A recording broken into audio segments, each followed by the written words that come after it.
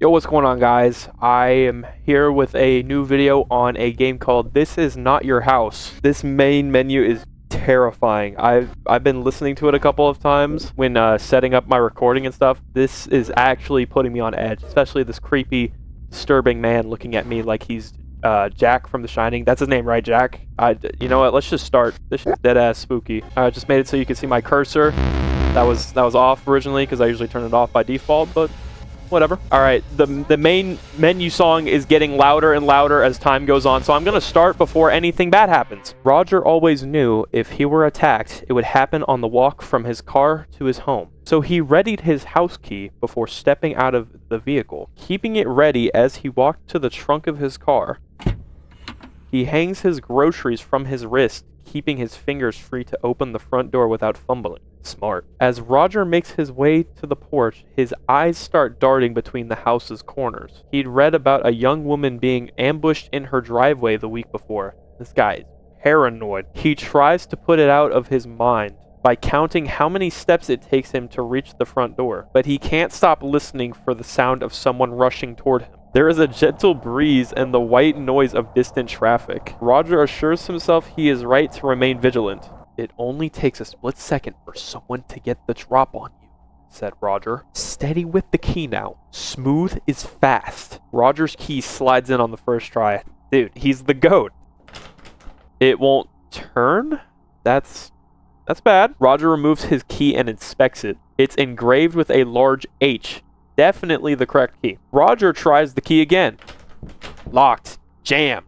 Broken, maybe? Roger takes a step away from the door and scans the area for suspicious persons. Dude, your door is about to ambush you. Your lock is ambushing you right now as we speak. He sees no one. He releases his grasp on the key and leaves it in the lock. He drops his grocery bags on the porch.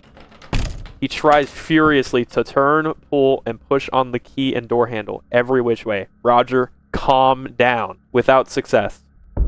Roger hears something inside. A shadow passes by the window. Oh my. It looks like someone's silhouette through the curtain. Roger pounds on the door. Open up this instant. The police are en route. Roger, I think there's been a mistake here, man. The door unlocks from the inside. Oh, dude, see, your smile gives me the creeps. Can I help you? You can start by getting out of my fucking house. He didn't say the F word, but I feel like that would have added more, like, oomph to it. This house does not belong to you. Check the deed, lady. A deed is only a piece of paper, one that proves this house is my property. Personal property is a social construct. Dude, this homeowner might be the greatest rage baiter of all time. Those who inhabit a space own it. I'm gonna, Roger, this may be a bad idea. I'm gonna quick save. Roger, this may be a bad idea, but I'm going to take the house back. I have a rotisserie chicken cooling off out here. I'll be eating it in my dining room before it's room temp. The homeowner attempts to shut the door on Roger. Roger swiftly jams his foot between the door and its frame. That probably fucking hurt. Depending on how, hard she closed the door, Roger's foot's probably bleeding internally. He presses his face into the gap his foot provides. Oh, so the guy on the title screen that's giving me the creeps was actually just Roger. I don't think you heard me. Roger shoulders the door wide open. The homeowner is knocked back into the kitchen. You forgot your chicken. Should I get the chicken or stand my ground? No, I'm gonna stand my ground. I'll get it when you're gone. Be sure not to leave too often, Roger. I have a habit of roosting in untended places. Roger hears a car start up right outside. Is it my car? Is it Roger's car? He looks out the window to see what's going on. The homeowner waves from the driver's seat of his car and disappears down the road. Well, good fucking going, Roger. It can't be. Roger whirls around. The homeowner is no longer in his kitchen. He proceeds to clear the house, room by room, until he is sure she's gone. Man. It just be crazy. Roger spent the next few days gathering up every trace of the homeowner's presence and passed it on to the authorities. Doilies, table runners, oil drape runners, candles. It seemed like she'd lived there for years, leaving things in odd places only someone familiar with the space would. It took Roger an additional half day just to rearrange the furniture. Thankfully, she hadn't moved in her own. Then there was nothing left for Roger to do, except his grocery shopping. Oh, well, bad news, Roger. You don't have a fucking car. He decided to have his groceries delivered by a boy from the neighborhood for a while. He didn't want to leave the house alone. Yeah, or else some lady will just walk in. He started to feel silly about it after a few weeks passed. So he placed a call to the station, following up on his whatever, I can't read. The police explained they were unable to locate his missing car and had no leads. Worst cops ever. Roger bought a junker to handle his errands around town. He didn't notice the walk from his car to his house anymore. The only thing that worried him is whether or not he could turn his key when he got home. I got an achievement, it spooked me. A shadow passes by the window. End credits. Cody Tierson, creative director. Oh, the game's over. Oh, is this even a good ending? I feel like it's not a great ending. I feel like there's been better endings. All right, well, Roger lives in constant paranoia for the rest of his life. Great job, me. I really did great with that one. All right, let's skip ahead. Let's get to the lady. Hello, ma'am. I'm gonna quick save right on your luscious yellow teeth. Let her have the house. Keep the house. I'll take my car and head down to the station. Which car is that? The one I pulled up in. I didn't notice. The only one sitting in the driveway? But sir, that's my car. What in the hell are we I still lose my car. Regardless of what I do, my car is just gone. Roger turns just in time to see the car he calls his own reversing into the street. Yo, we gotta have some witnesses around. Roger, do you have any friends at all? Sees the homeowner wave to him from the driver's seat and disappear down the road. Quite cocky, very disrespectful about her stealing all of Roger's possessions. Here, let me help you with that. Roger tries to run after his car, but the homeowner grabs hold of his shirt. She slips it off with one now wait a minute. Roger spins around, trying to grab hold of his button down. He feels goosebumps forming on his arms as his nipples harden. Is Roger getting sexually assaulted right now? Give me my shirt back. No need for these either. The homeowner grabs the hem of Roger's pants. Alright, please, Roger, fight back. Punch her, bro. And yanks backward, knocking Roger flat on his back. The homeowner quickly slides off his pants and the remaining articles on his person. Roger lies dazed with his head pounding from the collision with the porch. He can hear the sounds of rustling fabric and crinkling plastic bags. Roger wraps his arms around his head and groans. Please, not my chicken. The homeowner gathers Roger's things, glides into the house, and slams the door shut. Roger pulls himself to his feet. Okay, well, am I going to get, arrested? He said the authorities were on the way, so he's going to get arrested for, indecent exposure. He's going to be like, why the fuck are you outside of your house with your no clothes on? What are you doing? Roger pulls himself to his feet. He cups his genitals in his hands and tries to keep warm. That's smart. He shakes from the cold. Do we break down the door, wait her out, seek shelter, or find help? I probably should have just done the other option of that other one if I knew it was going to lead to so many paths. We're going to break down the door in our butt-ass naked state. Roger is a strong man, but not strong enough to break a door down with his bare feet. So instead, he takes a swing at the door's window. He feels something warm and slippery pour down his arm as he fumbles with the deadbolt. That's called blood. He manages to get a grip on the lock and slide it open. Roger opens the door and shuffles inside. He hears heavy footsteps from the floor above. The steps indicate the homeowner is headed for the stairs. Shit. Had she found his shotgun? Roger only had a moment to act. Hide in ambush. Roger wasn't sure he could make it to the kitchen and back before the homeowner reached him. He pressed himself against the corner wall at the bottom of the staircase. Hoping to remain out of sight, the homeowner's heavy footfall makes it easy to follow her movements. Roger sees the barrel of his shotgun slide through the entryway. He grabs hold of it and rushes around the corner. Roger is either about to get his dick blown off or his head blown off or something. I don't feel good about this. The homeowner falls back on the stairs. Roger yanks the gun away from her with his good hand. The homeowner stares at Roger and tries to sit up. Roger brings the butt of the shotgun down on her face. He presses down, grinding and twisting it into her. Her smile peeks out at him from around the gun stock. She reaches for the trigger. Roger pulls the gun away and brings it down on her face. He does it again. And again. Oh! And okay, Roger, I feel like I was on your side up until this point. I think this action of yours was a bit questionable. Look at her eyeball. Relentlessly fragmenting and distorting her features into a puddle. He was satisfied when he could no longer see her eyes. I can still see him. The police arrived shortly after. Oh, good one, Roger. A neighbor called 20 minutes earlier due to the sound of breaking glass. You were down there for 20 minutes? Roger's defense team could not adequately explain the circumstances leading to him viciously beating an unarmed woman to death in his home. A woman police were never able to identify. Well, yeah, good going, Roger. You fucking made her head into some jello, bro. Due to excessive facial and dental trauma, missing fingerprints, and a lack of documentation. Yeah, good going, Roger. The jury found Roger Cormack guilty of first-degree homicide. The prosecution convinced jurors that Roger had kidnapped the woman and killed her when she attempted to escape his home. Roger now inhabits a cell on death row, awaiting lethal injection. Wow, so basically what I did was do every possible wrong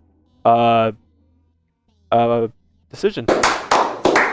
Alright, you know what? Let's quick load. We're back out here naked. We're gonna arm ourselves. Roger darts to the knife block in the kitchen, a mere 15 feet away. He yanks out the butcher's knife and wheels around, heading for the stairs.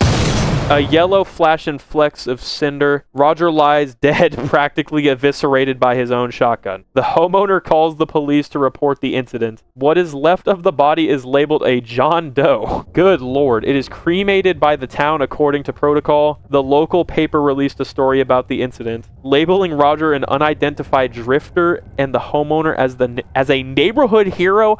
Bro, Roger was set up for failure, bro. Some locals caught the story and recognized Roger from the area. A correction was printed, but it portrayed Roger as an unstable addict to account for his state of undress and violent behavior. Local officers used Roger as a cautionary tale at school assemblies to display the dangers associated with drug abuse. The homeowner was heralded throughout the state as an example of someone who defended themselves when police were nowhere in sight. She was paid handsomely to act as the keynote speaker for a variety of clubs and events over the next few years. Dude, Roger, did you shit in this lady's cereal, bro? I don't mean to be the bearer of bad news, but your life fucking sucks. I want to go back inside real quick. Okay, take the house back. Did I get the chicken or did I stand my ground? I don't even remember. You know what? Let me get the chicken. Roger turns around to collect his groceries. He sees someone analogous to the homeowner devouring his rotisserie chicken. Man, Roger, bro, I'm sorry. I know you really deeply care about the rotisserie chicken. This man was like so upset. Now he's watching a random man just eat it in front of him. The homeowner behind Roger grabs a paring knife. The homeowner clamps a hand over Roger's mouth and shoves the blade into his back. A muffled gasp. The knife forces the air from Roger's lungs. Oh my god. He paws helplessly at the homeowner's arm. Roger's vision narrows and blurs. He tries to bite the homeowner and break free. Her hand remains firmly clamped over his mouth. He can taste the tang of her blood with an unexpected acidity. The homeowner gently lowers Roger to the floor. Roger tries to get up but grows weaker as blood pumps through his heart and out his back. Jesus Christ. The homeowner keeps him pinned to the floor, pressing down on his chest to strain his breathing. Roger grows tired and slips away into a calm and reassuring dark. The homeowner's analog grabs the grocery bags and carries them inside. Oh, well, congrats, man. It sets the bags on the floor and steals a glance at Roger. We have plenty to eat tonight. They're gonna eat me? There may even be enough to store in the fridge. Bro, we'll need to dress and quarter it to see how much there is. Now close the door. I won't tolerate a draft. The homeowner's analog grabs the door and throws it shut. The goings on of the house safeguarded from the eyes of prying neighbors by a door and some drapes. So I've been put on death row, used as an example of drug abuse, and eaten. Roger, your life is ass, bro. The only good ending was the one where he's in the fucking paranoia. Like, bro, Roger has some bad juju around him or something. This guy... Like, I'm not surprised this guy was just so paranoid about shit. This is awful. Let's wait her out. Roger was not one to bully others or be bullied himself. He stood resolutely on his porch, like any respectable citizen would. Yeah, except he's butt-ass naked and his cock and balls are out. Yeah, good one, Roger. Why did I just choose this? He spent the first few hours hollering and pounding on his own front door. As it grew late and cold, Roger began to lose feeling in his extremities. Dude, worst ending yet. I have erectile dysfunction. His pounding became limp and inconsistent, and his hollers turned to hoarse whispers. He became warm and a bit drowsy. Roger reasoned it was best to get some rest and resume his valiant opposition in the morning. Morning did not come for Roger. He sat on the porch, curled up, and nestled his head against the front door. It was the comfiest and the sleepiest Roger had ever been. Oh, well, that's nice. He's in the fetal position. The homeowner discovered Roger at dawn and called the police. Cause of death was determined to be hypothermia. Damn, it was cold outside. He was tagged as a John Doe and placed in a morgue to await cremation. Roger's final moments were warm, and he was not afraid. I'm not afraid. You know, I mean, I guess this is better than getting my entire body blown off by a shotgun. All right, seek shelter. Let's seek some shelter. With no immediate means of retaking his house, Roger thinks it's best to find somewhere to rest. Good idea. He takes off into the woods in search of shelter from the elements. Roger finds a grove just before dark. At its center stands an immense hollow tree. I don't like that. Roger crawls inside and huddles against its bark for warmth. It protects him from the biting wind outside. As he settles into a comfortable position, his breathing slows and he drifts off to sleep. He wakes the next morning to terrible hunger pangs. He crawls out of the tree and onto the dewy forest floor. If only he had his damn chicken. He scrounges around looking for food. He happens upon a large growth of mushrooms. Roger, you're just asking to get put into drug addiction again, bro. I'll eat the mushrooms. Roger consumes the mushrooms with a desperate ferocity. Wait, the music in the background's actually tough. They have a bitter taste, but Roger's hunger allows him to chew through it. As his belly fills with the mushrooms, he starts to feel ill. His head begins to spin. His manner of thought shifts and becomes fluid. Roger sees the world around him as a part of him. Oh, this is beautiful. Or he as a part of it. A very small part. A moat. The homeowner was right. In part, personal property is a construct, but habitation is not means of ownership. He did not own the immense tree anymore after sleeping in it than he did before knowing of it. The moat merely landed on the tree. In the morning, it came upon some mushrooms and began thinking of the world before itself. This is beautiful. This is the best ending yet. It surrendered itself to the soil, to the cool damp, to the network, forsaking hunger, forsaking words. Words like Roger and returning home. You died by becoming part of the fungal network. You know what? That is beautiful. I'm sure there are plenty of people in this world that are like nature freaks that are like, this is how I would want to go. Eating mushrooms and then dying and becoming mushrooms yourself. This guy just asexually reproduced. The damage was already done, but you know, I don't know. I feel like this is pretty good. Pretty good ending. Pretty peaceful.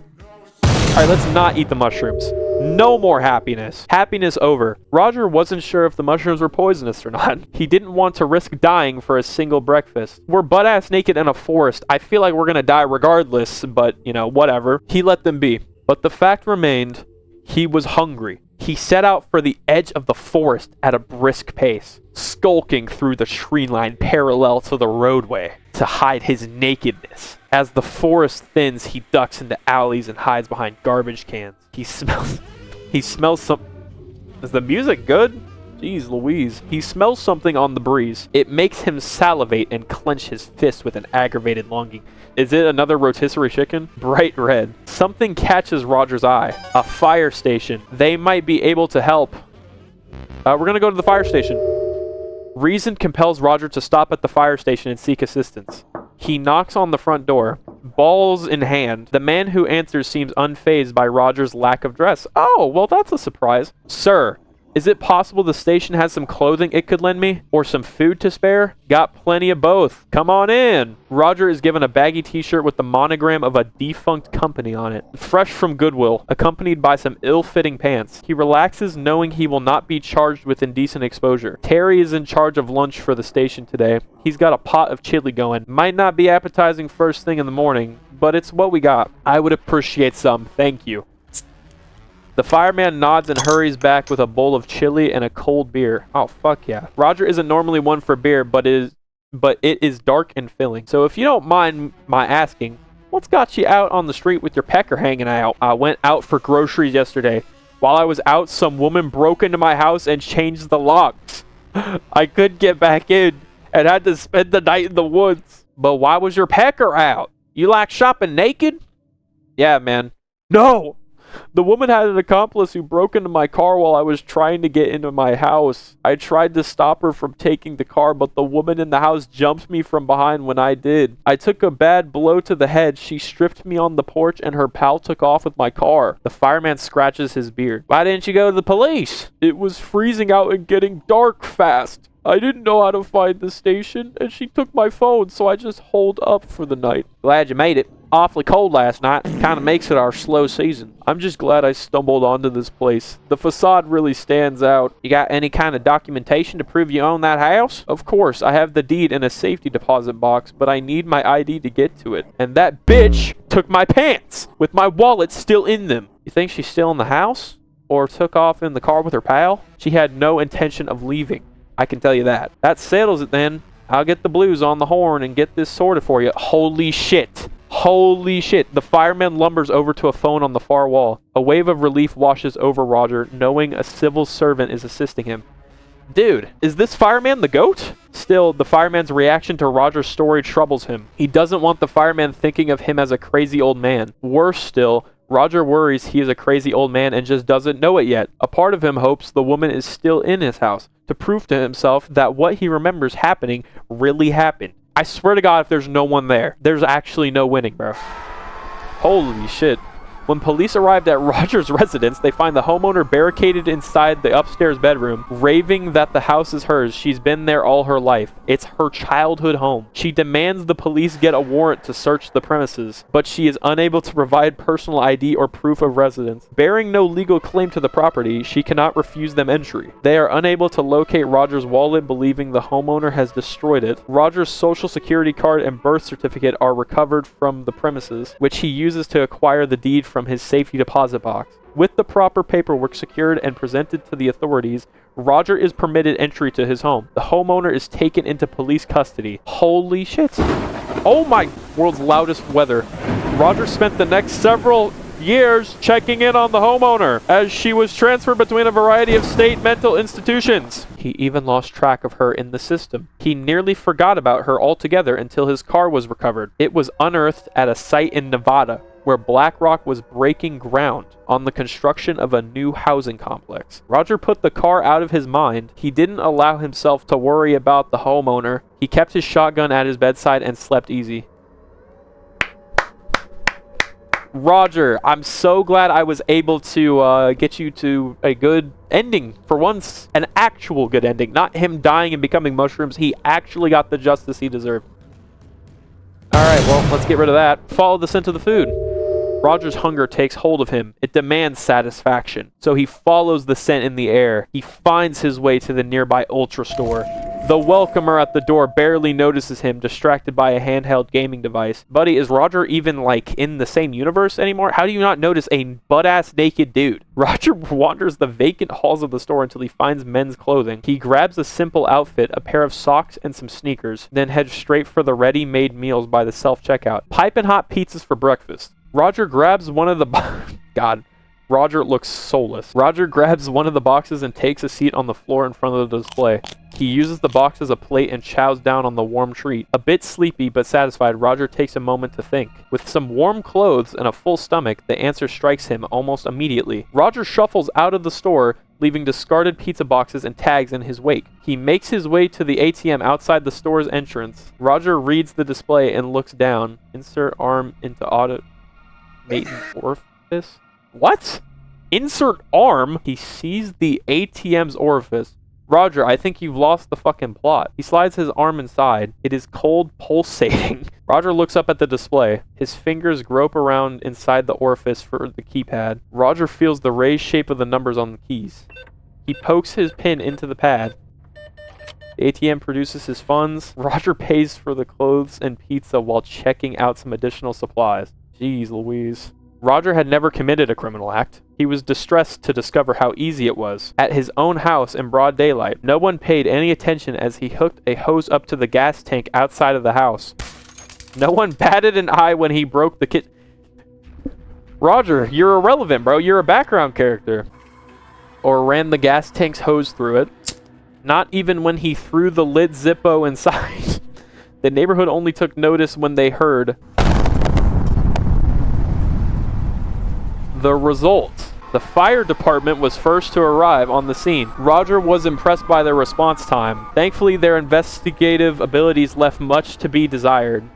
That's good. I mean, it makes sense that they took like such a low amount of time to respond, because the guy, the fireman, the goat, said that since it was so cold, it was actually a slower season for them. They declared the fire a natural accident caused by a gas leak. Roger was able to claim the full amount on his insurance policy and used the money to buy a home closer to his grandchildren. What? Sure, man. I guess that's an ending. Find help. Driven by the belief he cannot resolve the house theft on his own, Roger runs off to find help, like the fireman suggested. Running down the road, he spots a police cruiser on patrol. Roger begins wildly flailing his arms and calling out for the vehicle to stop. The cruiser comes to a halt, and an officer steps out from the passenger side. Roger sprints towards him, shouting, attempting to explain his situation. You're butt-ass naked running towards a police officer. He's gonna gun you down, bro. The officer enters a defensive stance and draws his weapon on Roger. Roger freezes in place, thrusting his hands into the air and thrusting his penis. Don't move. Hands. Let me see those hands. They're up. I'm cooperating. Suspect is uncooperating. What? I'm cooperating. What am I a suspect of? Turn around. I said turn around right now. Roger complies. Walk backward toward me. Buddy just wants to see Roger's butt. Roger walks backward towards the officer. Not so fast. Roger stops in a lethal game of red light, green light. Did I say stop? You're giving Roger some mixed signals. I'm getting mixed signals. Roger does not speak and he does not move. He does not want to alarm the officer. Come on. Hurry up. Roger very slowly walks backward toward the officer. I said slowly, not slow motion. Pick up the pace.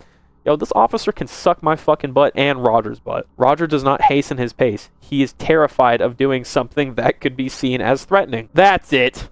The sound of the officer's thudding footsteps draws nearer to Roger. Roger hears cuffs being readied behind him. He feels the cold metal press against his wrists. The officer thrusts Roger against the hood of his car. Roger can feel the cuffs tightening further, cutting off circulation. Okay, officer, don't you think you're being a little rough? Please, officer, I'm cooperating. The officer yanks Roger off the hood and steers him with the chain of his cuffs. The metal digs into Roger's wrist as he fails to anticipate the officer's movements. The officer pushes Roger into the backseat and slams the door. Why didn't you go to the police? The officer quickly climbs into the front seat and jumps on the radio with dispatch. Yo, this fireman, never mind wow. I can't speak. Never mind, the fireman is not a fucking goat. He told me to ask the authorities and they immediately arrest me. Roger's naked body wriggles against the leather in the backseat as he attempts to sit up. The officer brings his fist down on the car's dash.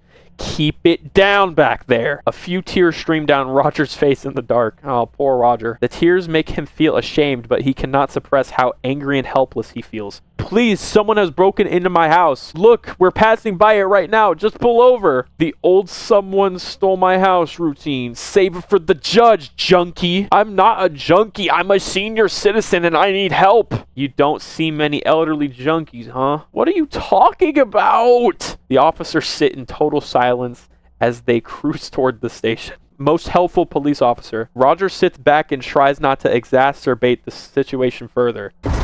So you're telling us that you went out shopping and returned home to find your locks were changed? That's right. Then I started pounding on the door and some strange woman answered. Strange how? What do you mean? She stole my house. Right.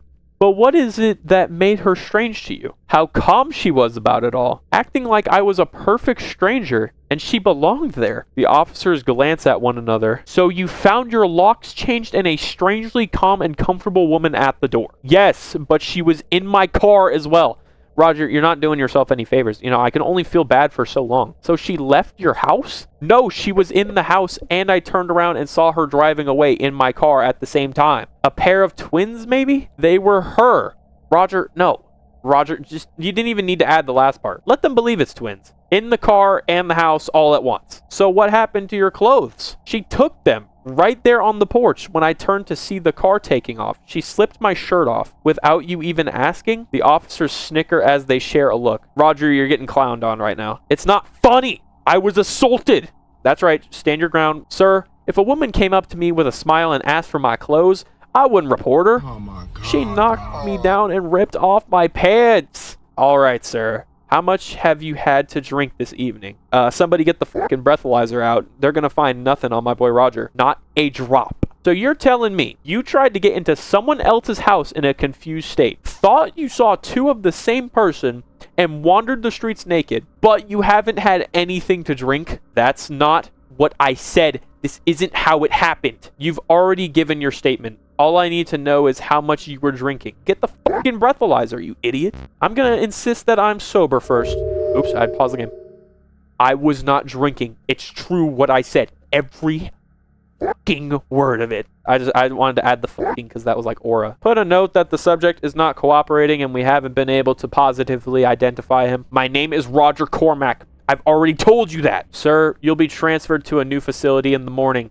You can explain the situation to them. What kind of facility? The kind that has the resources necessary to help someone like you. Oh, dear God. Roger spent the remainder of his life being shuttled between state mental institutions. None were able to properly identify what ailed him. Without a diagnosis and treatment plan in place, they were unable to release him. He raved about the woman who stole his house and his car. The staff learned to tune out his ravings as they did with all the other patients. Oh, great workers, really. Content to consider his ramblings those of a madman. Unspecific nonsense that you can hear pressing your ear to any patient's cell door. End credits. Fucking hell. Alright, let's make the police happy. Let's confess to drunkenness. Roger hangs his head in his hands. You're right, officer. I've had a few too many tonight. I don't know what I'm saying. It's all right, old-timer. Just be glad it's not dementia. It might just be. I'm very grateful. Well, you can spend the night in the drunk tank, and we'll release you in the morning. Oh, and I'm going to return to what fucking house, huh? Thank you, officers. Roger spent the last few hours of the evening resting on his cell bench. It was rigid and uncomfortable, but Roger had learned to deal with discomfort in the service. True to his word, the officer released Roger first thing in the morning. Roger received a pair of sweatpants from the lost and found to replace his jumpsuit. He had no phone or wallet and no idea what direction his house was in. He'd never been downtown and didn't know how to find his way out. He focused on finding shelter and food. He spent each day meeting his fundamental needs. Most passers-by refused to look at him. The rest were too frightened by his appearance to speak with him. Everyone kept a safe distance from him. He faded into the crowds and entirely out of memory. Okay, that's all endings. I was gonna say, I question why he doesn't, like, try to contact his family, but he doesn't have a phone or anything, so it's like, he can't really do that. Man, this game is fucking weird, bro. This game is so weird. Very eerie, very creepy. I'm gonna let the main menu be all creepy like it always is. Roger had a very bad, no good, awful day. Except for when he showed up to a fire department naked. He seemed to have been complaining about your pecker, but like, he didn't seem too fazed by it. So I feel like, you know, he's seen a good few peckers in his day. You've seen all the endings. I have all the achievements in the game now, so I'm assuming that's all the endings. Yeah. The game was great. I have nothing else to say, really. If you made it this far in the video, I hope you consider subscribing, like the video, and peace. And prayers for my boy Roger.